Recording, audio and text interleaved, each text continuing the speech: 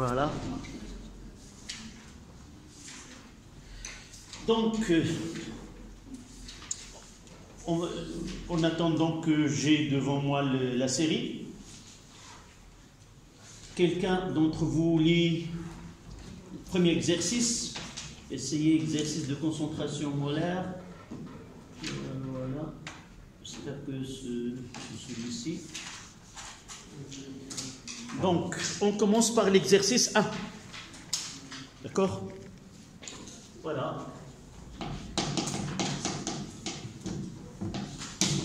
La remarque de votre camarade tout à l'heure, il m'a dit que vraiment ces exercices sont semblables à ce que vous avez déjà étudié en tronc commun. Mais généralement, la même notion, c'est la concentration. Le nouveau, c'est la concentration massique. Mais le nouveau aussi, c'est qu'on va traiter une partie que vous n'avez pas pu l'étudier l'année dernière parce que ça demande plus de connaissances et plus de compétences parce qu'on va traiter ce qu'on appelle des produits commerciaux. Et là, on va essayer par exemple, on va voir un exercice qui concerne l'alcool ou le vinaigre. On entend par le vinaigre 8 degrés ou 12 degrés. Comment peut-on convertir cette grandeur qui est commerciale de 8 degrés à une concentration molaire ou à une concentration massique? Ça, on ne l'a pas traité l'année dernière. Aussi, on parle de l'eau de Javel.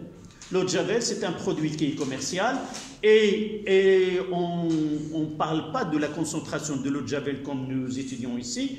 On parle de l'eau de Javel de 12 degrés, de 6 degrés, de 24 degrés, de 48 degrés. Et quelle est la relation entre cette degré chlorométrique, évidemment, on verra à notre exercice. C'est ça le nouveau de la même notion, mais on va essayer de l'extrapoler à d'autres produits que vous avez dans la maison ou dans les laboratoires, comme on va voir une série de produits, comment peut-on les travailler, d'accord? Le nouveau, c'est qu'on parle d'un produit de densité, de pourcentage massique ou autre, que vous n'avez pas eu l'occasion de les traiter l'année dernière, d'accord? Mais c'est toujours la même notion. Donc, quelqu'un lit le premier exercice? Oui. Énoncé. 1. Calculer les masses molaires moléculaires des corps purs suivants. Préciser leurs noms et leurs éléments. N2O2, CuSO4, 8H2O. Calculer la quantité de matière contenue dans 10 grammes de chaque composé. D'accord. On commence par la première question qui est presque indépendante. Oui. Nous avons 2 corps purs, ça veut dire quoi? Que si on parle de NO2 pur, dans un échantillon de ce composé, on ne trouvera que des molécules NO2. On ne trouvera pas d'autres molécules ou des corps qui sont d'accord, d'accord. De même, d'abord, voyons le deuxième composé qui est le sulfate. Essayez dès maintenant de donner un nom à ces composés. Je vous ai envoyé une liste des ions. Parmi ces ions, il y a SO4 de moins. Et la plupart des composés qu'on utilise pour le cuivre, c'est le cuivre 2, c'est-à-dire Ce2+, la plupart. Il existe à l'état cuivreux, Ce+, mais c'est rare qu'on rencontre ce composé. Nous l'avons ici. Là, c'est l'oxyde de cuivre 2. Généralement, on trouve le 2, ça veut dire 2+. Et vous pouvez déterminer la charge de l'ion qui est dans le même cristal. Vous voyez qu'il y a une virgule, puis 8H2O. Peut-être ce corps-là, vous l'avez étudié l'année dernière. C'est pour mettre en évidence la présence de l'eau. Qui peut me rappeler cette expérience? Oui. Oui. Il est sous la forme d'une poudre blanche. Oui. Je l'ai cherché là. La prochaine fois, j'ai pas mal de produits, mais je n'ai pas devant moi le sulfate de cuivre 2. Vous le connaissez, c'est une coloration bleue. Oui. Et quand on le met dans un corps qui contient de l'eau... Mais avant de le mettre, généralement, elle est de cette forme. Ça veut dire de 8H2O, c'est les hydraté. Là, il y a 8. On dit octa-hydraté. Lorsqu'il y a 6H2O, on dit hexahydraté ou 2H2O, déhydraté, trihydraté, ainsi de suite. Ça veut dire que dans le cristal, il y a la présence des molécules de H2O, même si vous paraît qu'il est solide. Et cette coloration que vous voyez dans ce corps-là, c'est bleu, c'est dû à la présence de ces molécules d'eau. Mais avant que le prof travaille avec ce corps-là, qu'est-ce qu'il lui a fait? Il l'a chauffé. Il l'a chauffé et peut-être vous avez constaté que cette coloration-là disparaît. Il va disparaître du fait que le non hydraté, non, il n'y a pas de H2O, donc cette coloration bleue n'apparaîtra pas. Et là, lorsqu'on ajoute à un corps, je me rappelle, ça fait plus que 12 ans que j'ai fait cette expérience, 12 ans, 13 ans, j'ai utilisé une tranche de pommes ou de tomates ou de pommes de terre. Et lorsqu'on met cette poudre qui est blanche, elle devient bleue, c'est-à-dire la présence de... Oui, c'est ça l'expert qu'on met généralement dans ce cas-là. Donc, lorsque vous trouvez une formule où il y a une virgule et de l'eau, ça veut dire que le corps que vous avez, il est hydraté. Soit que vous utilisez 8 fois, ou généralement on mettra octahydraté. Donc nous avons deux molécules, NO2 et CuSO4, 8H2O, et il nous demande quoi? Calculer la masse molaire. La masse molaire. D'abord, j'ai dit, essayez, lorsque vous trouvez des molécules, essayez de leur donner sa nomenclature. Donc nous avons NO2, c'est le dioxyde d'azote, qui est un gaz. Dioxyde d'azote. Et l'autre gaz, on verra par la suite, on fera une expérience qui mettra en évidence ce gaz-là. Lorsqu'on fait réagir le cuivre avec l'acide nitrique, il va nous donner un gaz qui est NO, et dans l'air, il devient NO2. Là, c'est quoi? Combien d'oxygène? Là, ici. 1. Donc, on dit monooxyde d'azote. Là, c'est dit 2. D'accord? C'est le monooxyde d'azote. Là, il est incolore. Là, il a une coloration qui est rousse. D'accord? Mais monsieur, il nous a demandé NO2. Oui, non, là, je vous donne. Ah, je sais. Là, on va travailler avec NO2, mais sachez qu'il existe le monoxyde d'azote aussi qui est incolore et là une coloration qui est rousse. D'accord? On verra ceci par la suite. Donc, grand M de NO2 est égal à grand M, oui, de N plus 2N de O, et ça donne là c'est 14 plus 32, et ça donne 46 grammes mol moins 10. Voilà pour celui-là. N'apprenez pas, par exemple, le sulfate de cuivre, on peut le donner soit qu'il est hydraté ou non. Donc toujours, pour le calcul de la masse molaire, essayez de voir la formule qu'on vous a donnée.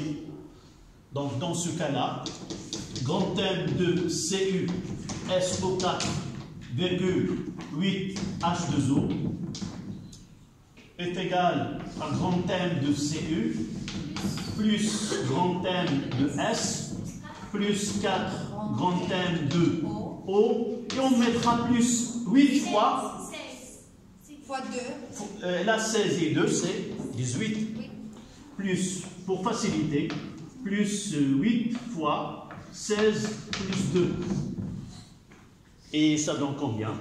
Vous l'avez calculé?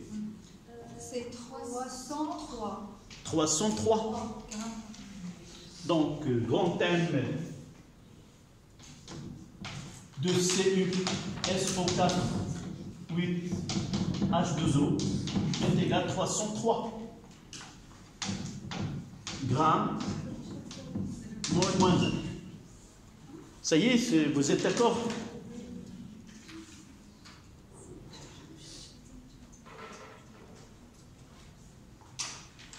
Essayez de...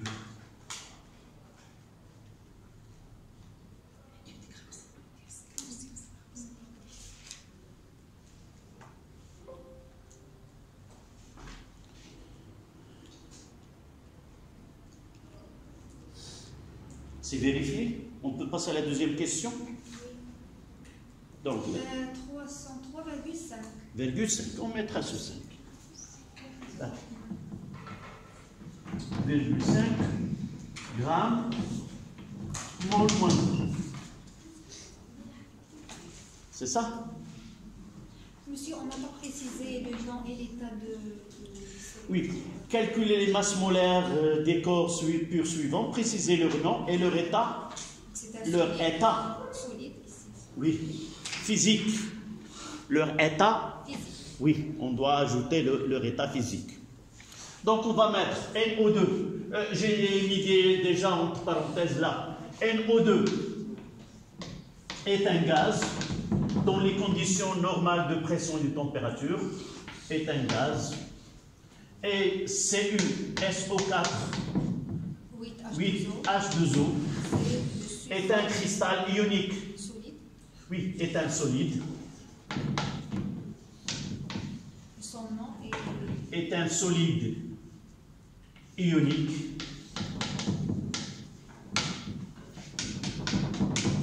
Là, son nom c'est le sulfate de cuivre octahydraté. Sulfate de cuivre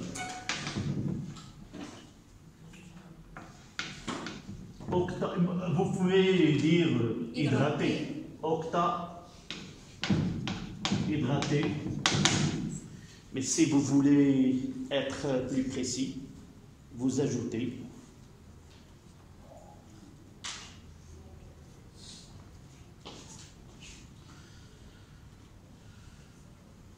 la deuxième question. C'est la quantité de matière contenue dans 10 grammes de chaque composé. Là, c'était la première question. Deuxième question. Donc, N. Tu me donnes, s'il te plaît, l'expression. La quantité de matière, par exemple, de NO2. La définition, c'est quoi la quantité de matière? Oui, est égal à la masse effective sur la masse molaire. N de NO2 est égal à N de NO2 sur grand M de NO2. Donc on aura 10 divisé par 46. 0,22. Donc N de NO2 est égal à 0,22 mol. De la même manière, N de CuSO4 8H2O est égal à 10 divisé par 303,5 et ça donne N de CuSO4 8H2O est égal 0,03, c'est-à-dire 3 fois 10 moins 2. Il n'y a pas de valeur après le 3. Donc 3,2, 10 à la puissance moins 2 mol.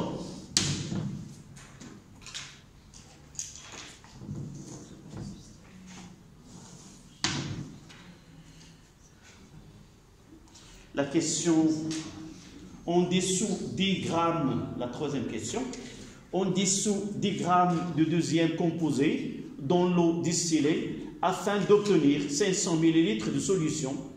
Quelle verrerie doit-on utiliser? B. Quelle est la concentration massique de la solution obtenue? puis quelle est la concentration molaire de la solution. Non, il vaut mieux que quelle est la concentration molaire des ions obtenus, afin que la question ne soit pas répétée deux fois. Oui. Oui. Pour A, quelle variable doit-on utiliser? On doit utiliser la fiole jaugée. Oui. Tu as une vision comment elle est la fiole jaugée? Voici des fioles jaugées. Là, c'est 250 millilitres avec une précision ici. Là, c'est 500 millilitres et j'ai une qui est pour 1 litre. Et là aussi. Mais 250, là, vous pouvez, oui, c'est 250 millilitres. On détermine la précision, même les mesures doivent être à 20 degrés Celsius. Comment vient se jauger? Ça veut dire quoi? Une jauge. G-A-U-G-E. Ou ayar. Donc, vous pouvez voir de loin qu'ici, il y a un trait. Donc, 200 millilitres, arrivé à là. Il ne faut pas déplacer. Donc, pour être précis, on doit être... on va parler que ce liquide-là, il va faire un ménisque. C'est-à-dire l'eau, il n'est pas parfaitement horizontale, mais elle fait comme une petite courbe. Mais ça dépend de la solution utilisée. Si elle est incolore, on prend le haut du ménisque.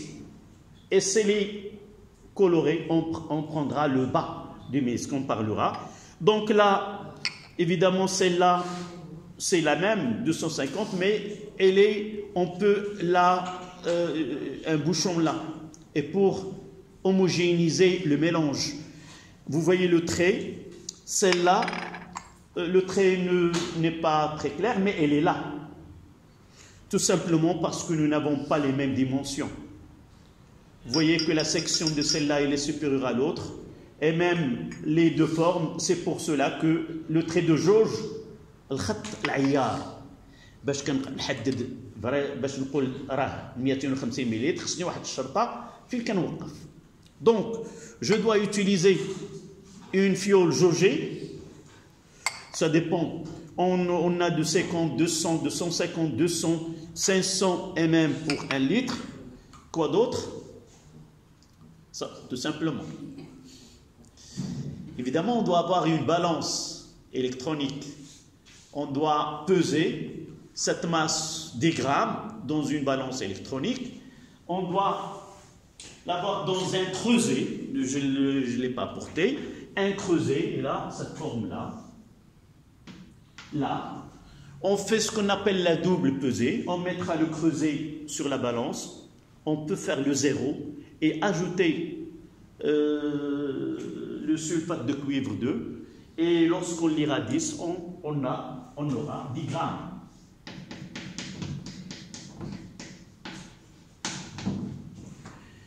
Et avec une piscette, avec un entonnoir, je dois avoir ici un entonnoir, le voici. Donc combien le volume dans cet exercice? On va préparer 500 millilitres. 500, c'est celle-là. Donc on mettra là l'entonnoir et on essaie d'avoir la quantité. On fait passer le solide et avec une piscette, on essaie de faire laver et tout parce qu'on ne peut pas garder même quelques grains de la matière. Elle peut changer la concentration. Et juste après, là, on devrait avoir de l'eau distillée, une piscette, un entonnoir, un creuset et une fiole jaugée. Évidemment, il y a un bouchon. On doit agiter pour homogénéiser chaque fois. Lorsqu'on doit ouvrir, peut-être, évidemment, pour que s'il y a format d'un gaz, il peut être dégagé. Donc, de cette quantité, on mettra uniquement une partie de l'eau. Lorsqu'on constate que vraiment il y a dissolution totale du produit que nous avons utilisé, on complétera jusqu'au trait de jauge. Et là, on est sûr qu'on a préparé des grammes de ce cours-là dans une solution de 500 ml de ce produit-là. D'accord? Évidemment, là, on est dans le cas d'utiliser un solide. On verra peut-être par la suite préparé à partir d'un liquide. Si on prépare une solution à partir d'un liquide, on doit utiliser là un bécher dans lequel, par exemple, j'ai ici, on verra, j'ai ici l'ammoniac. C'est une solution de NH3 dans l'eau. On a un exercice, donc on passera tout à l'heure, si nous avons déjà. Ici, l'hydroxyde de potassium, c'est un corps solide, c'est le même, la préparation de cette solution, elle est la même que celle que nous traitons maintenant. Aussi, le chlorure d'ammonium, c'est un solide, le même procédé. Une balance électronique, un creuset, on prépare la masse demandée, on utilise le même procédé que tout à l'heure. Là, nous avons deux liquides. C'est le même, l'ammoniac, et là c'est l'alcool éthylique. Ou même on peut prendre le vinaigre, qu'on va le voir par la suite, ou même de l'eau de javel, qui a une technique de préparation à partir de convertir le degré en mol par litre et connaître comment peut-on faire ce travail. Donc revenons à notre question. La question était, quelle est la verrerie doit-on utiliser? Il vaut mieux de faire un petit schéma, d'accord? On fera un petit schéma de l'autre côté. Donc, je mettrai là un creuset.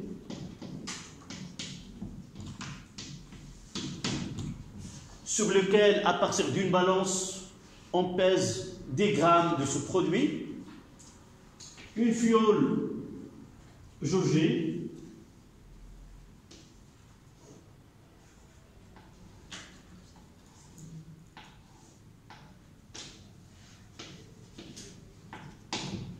Là, 500 ml.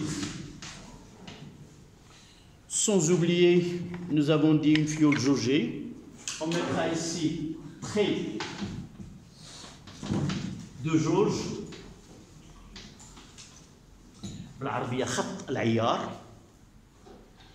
C'est pour cela qu'on utilise cette piscette où l'écoulement de l'eau il est contrôlé. On peut contrôler, on ne peut pas dépasser. Donc là, si on utilise une piscette, on peut le débit de l'eau, le contrôler et essayer par la suite ajouter goutte à goutte pour atteindre ce trait-là.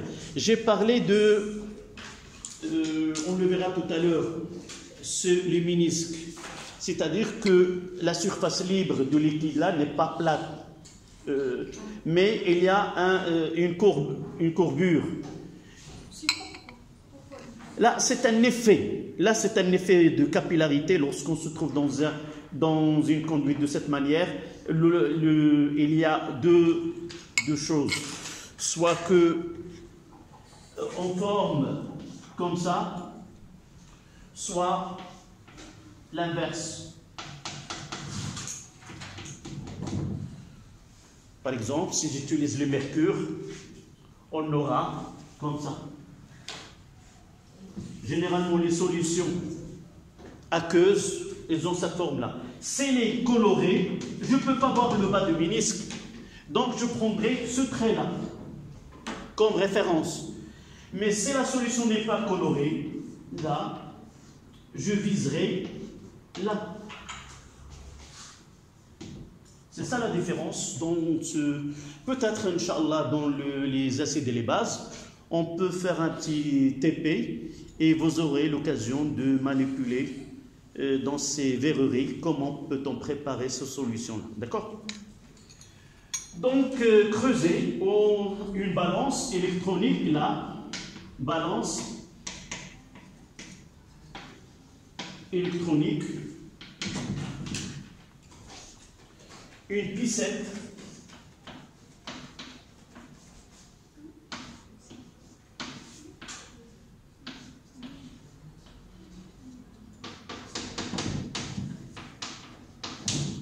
بالعربية رشاشة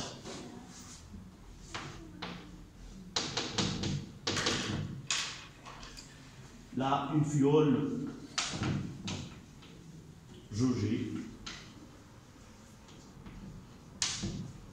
حوجلة معيارية. Donc c'est ça ce que nous aurons besoin. Oui, un entonnoir. Oui. À côté de fiole jaugée. 500 ml. Là, ce qu'on verra là, on a deux, ça dépend. C'est quoi ça? سمعتيني شنو كنت كنقول دابا؟ شنو قلت؟ الفيول جوجي لان خصنا نحترموا ديك لو بخي بان ما كيجيش يلو بحال هكا كيجي بحال هكا. اما يجي بحال هكذا اما يجي بحال هكذا. وكيفاش انا خصني نوقف باش نجيب هذاك؟ الا كان عندي ملون كيخصني داك لو يجي مع الشرطه هذه، راه الشرطه هذه. ايوا شنو علاش سولتيني؟ زعما انا شنو بغيت نقصد؟ شنو بغيت نقصد؟ هادشي هذا لا تقصد. ايوا شنو؟ غير باش ماشي غادي نقولوا لك هكا وغادي تسمعيه غادي تنسايه من بعد. منين غادي تكتبيه غادي يبقى عندك هذا كولوري. Une solution qui est colorée. Oui, là, le trait doit être là. Et lorsqu'il est coloré, le trait doit être là, incolore. D'accord? Mais c'est rare qu'on travaille avec ce cas-là. Mais ça existe. Un liquide, il peut former cette forme-là. Mais on ne le rencontre plus dans... D'accord?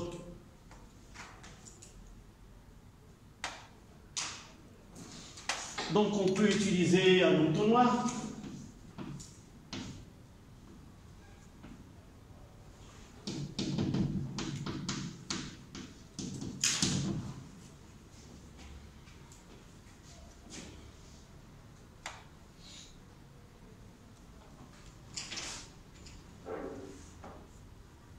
Là, ce travail-là, lorsqu'on utilise un corps solide, tout à l'heure on parlera, si l'exercice le permet, le cas d'une solution aqueuse. Donc, c'est ça donc la verrerie qu'on doit utiliser. Quelle est la concentration massique de la solution obtenue? C'est la question 3. Donc la concentration consultée introduite. On parle de la concentration consultée introduite. Ça veut dire C. C'est la masse de soluté sur... Oui, c'est la quantité de matière sur le volume. D'accord? Nous avons déjà la quantité de matière. Ce n'est pas la peine de passer par... Nous avons déjà la question précédente, calculer la quantité de matière pour 10 grammes.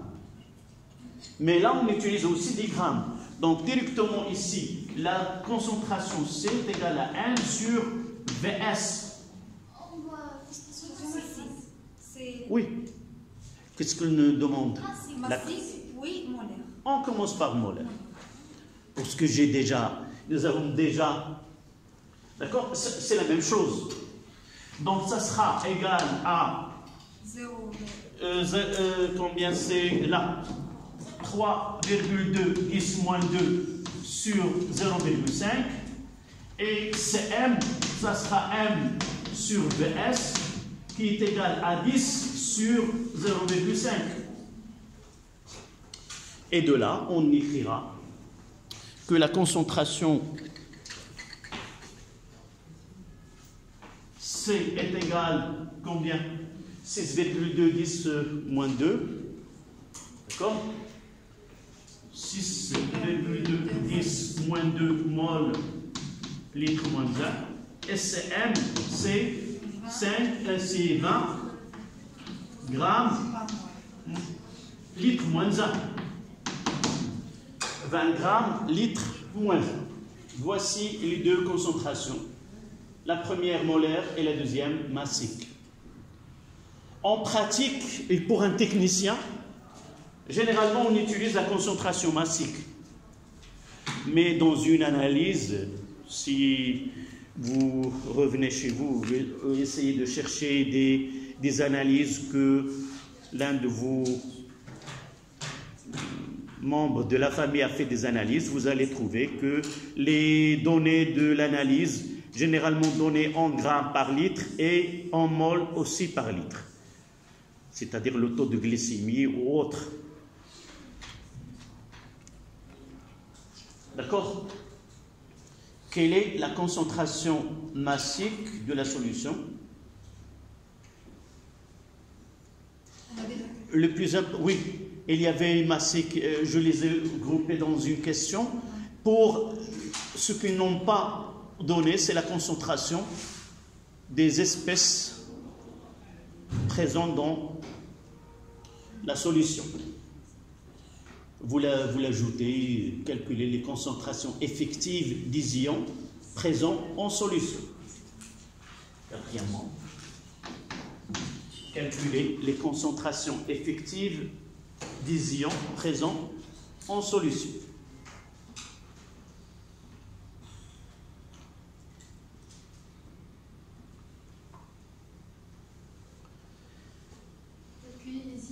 Oui, la concentration effective des ions présents en solution. La formule statistique de ce cristal, on peut l'écrire d'une façon développée. On peut l'écrire quoi? Cu de plus, virgule, SO4 de moins, 8H2O. Lorsqu'on écrit cette formule, on peut les dire développée, ça nous aide à écrire l'équation de dissolution. C'est-à-dire, là, s'il n'est pas demandé, je le fais sur ma feuille de brouillon. Donc, je mettrai que Cu, SO4, 8H2O, qui est solide, dans l'eau, ça donne Cu de plus AQ plus CSO4 de moins AQ.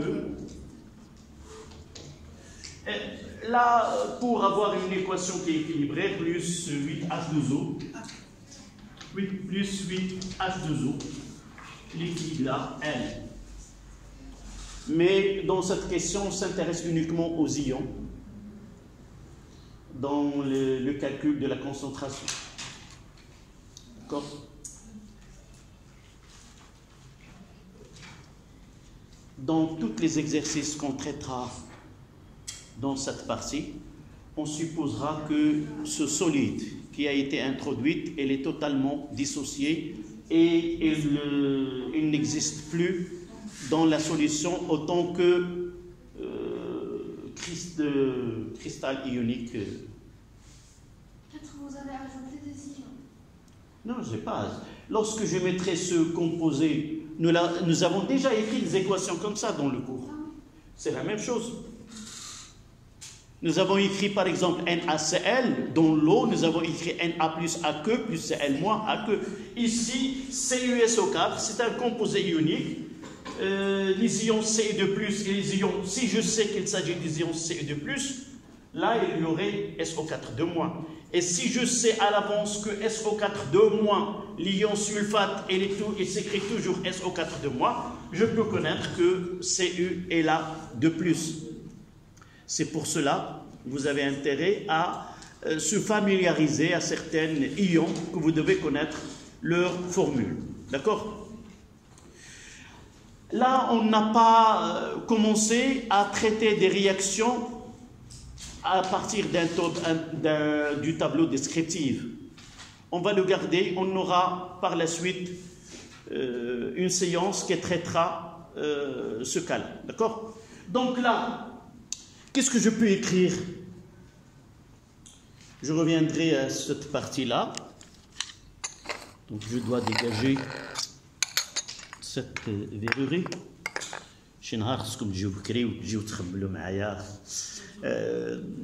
Vous voyez combien de matériel est là, donc on va essayer de le... Vous avez déjà passé au laboratoire, donc vous êtes bien chez vous et vous allez m'aider à ranger au moins ce qui est sur la paillasse au laboratoire. D'accord? Donc ici, je vais essayer... Je n'ai pas trouvé le chiffon que j'utilise habituellement, je l'ai cherché. Donc, j'utilise uniquement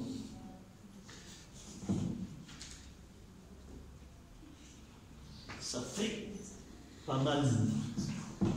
On s'est arrêté le vendredi, le samedi, le dimanche, et on trouvera que... Donc, qu'est-ce qu'on va faire? Donc, M, on va, la relation de proportionnalité des quantités de matière des espèces qui ont réagi et des espèces qui ont formé.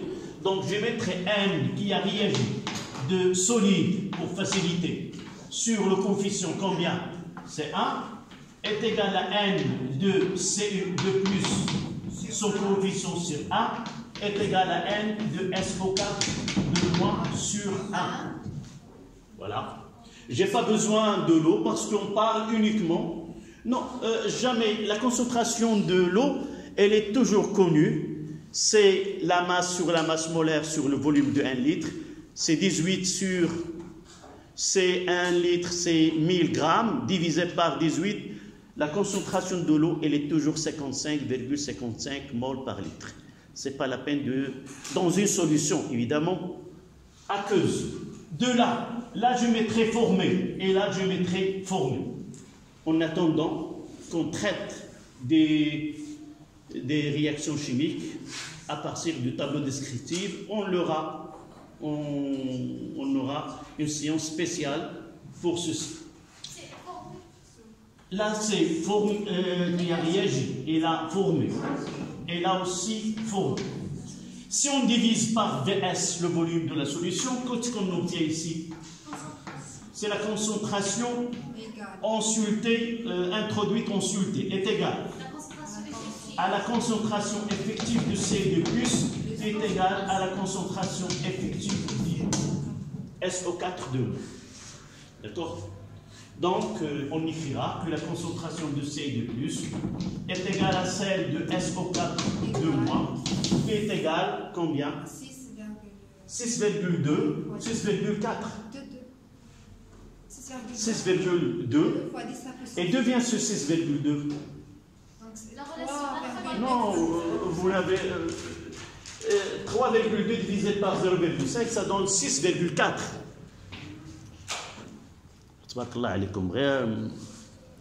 Il faut suivre et contrôler. Là, c'est 6,4. D'accord?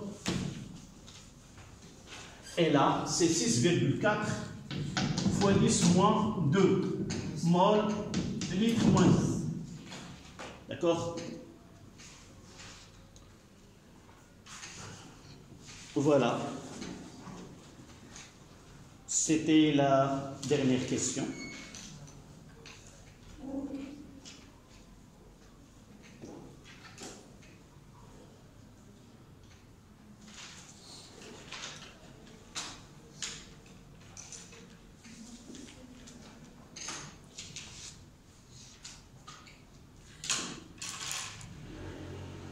On passe à l'exercice 2.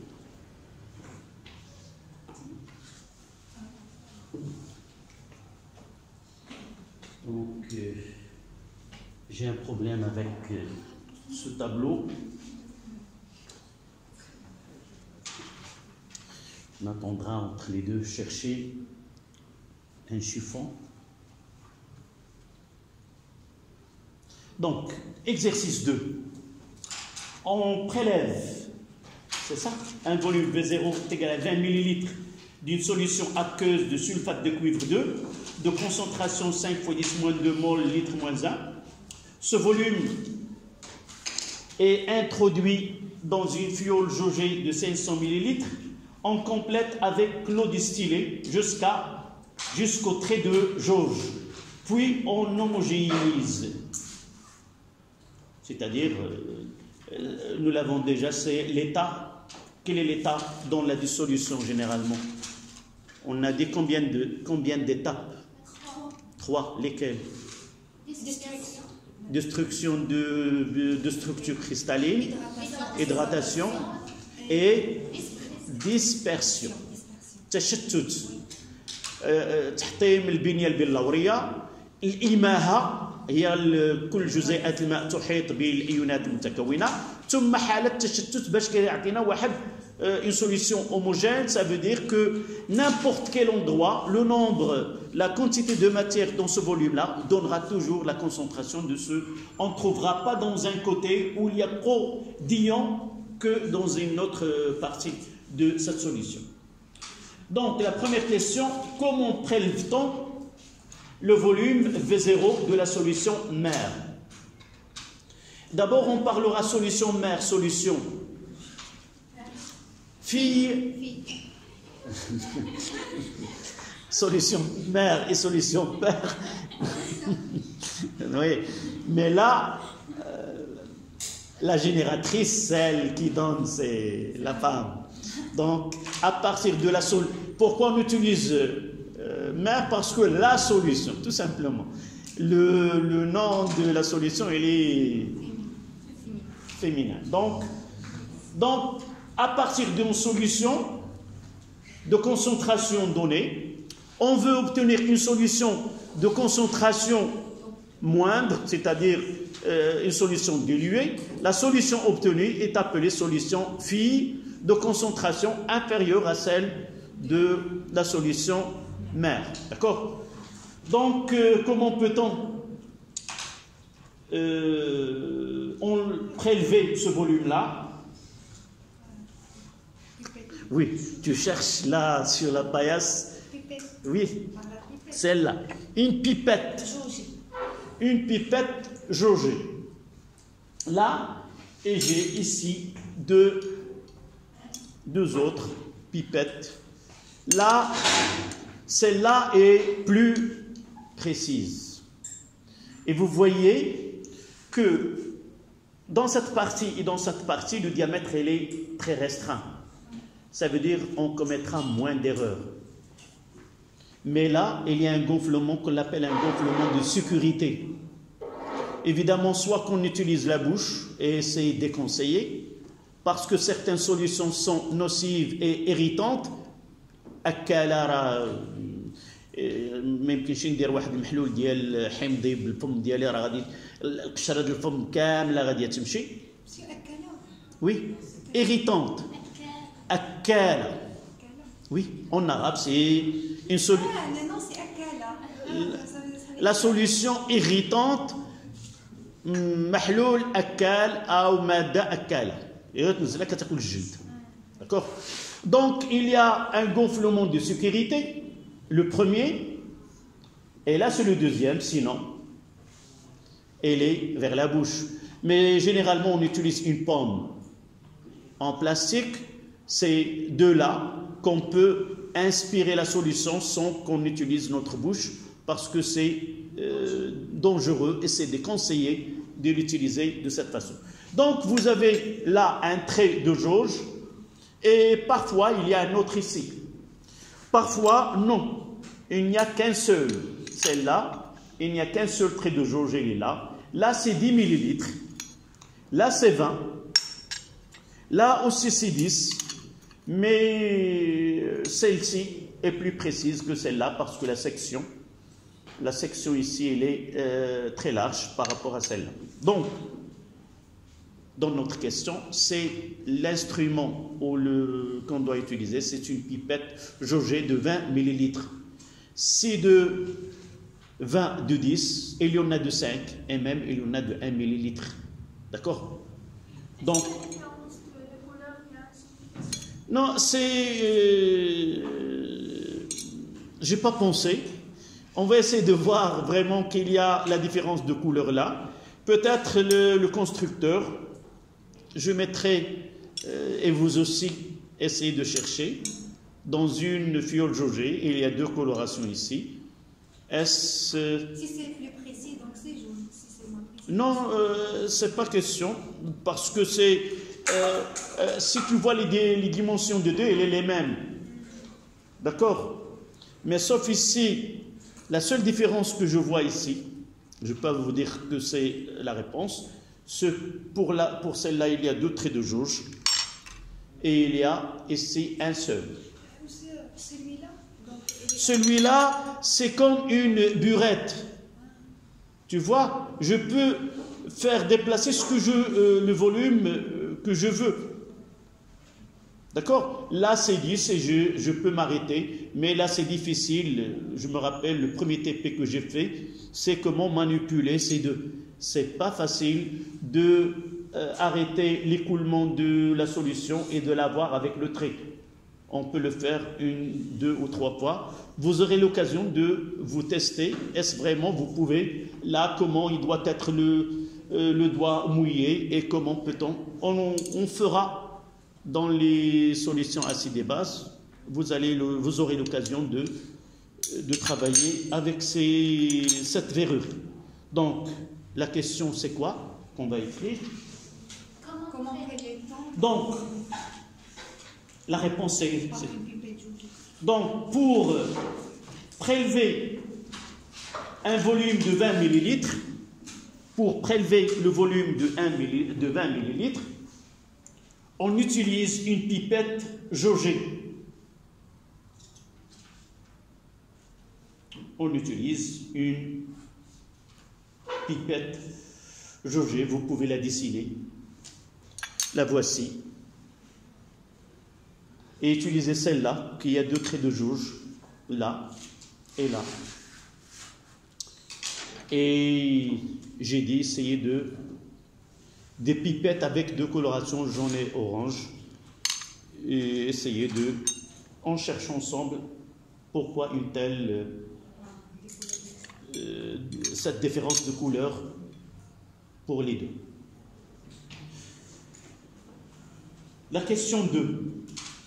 Quelle est la concentration? Ça, c'est l'exercice 2. Donc, ici, exercice numéro 2. Première question, utiliser une pipette. Deuxième question, c'est quelle est la concentration de la solution fille?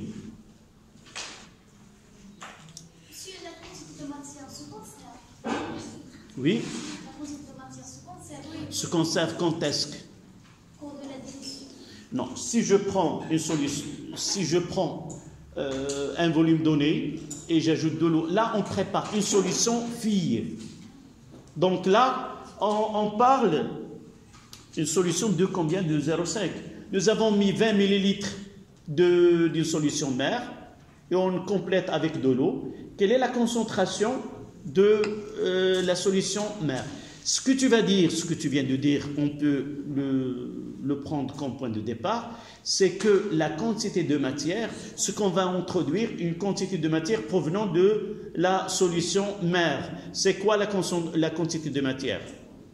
Nous avons que les ions et tout ça, c'est la même concentration. Donc la quantité de matière, c'est C fois V.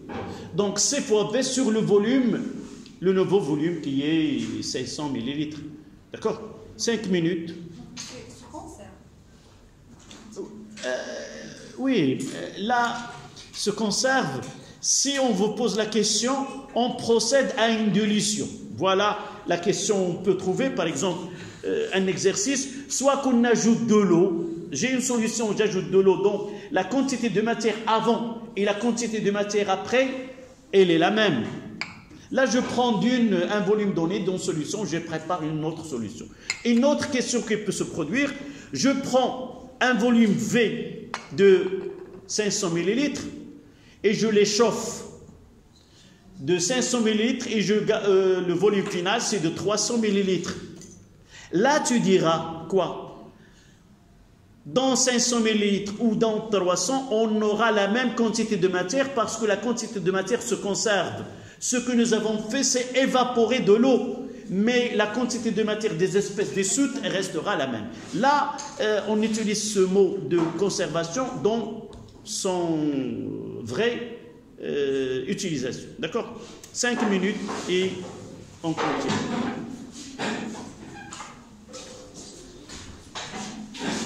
Ce qui me permet de chercher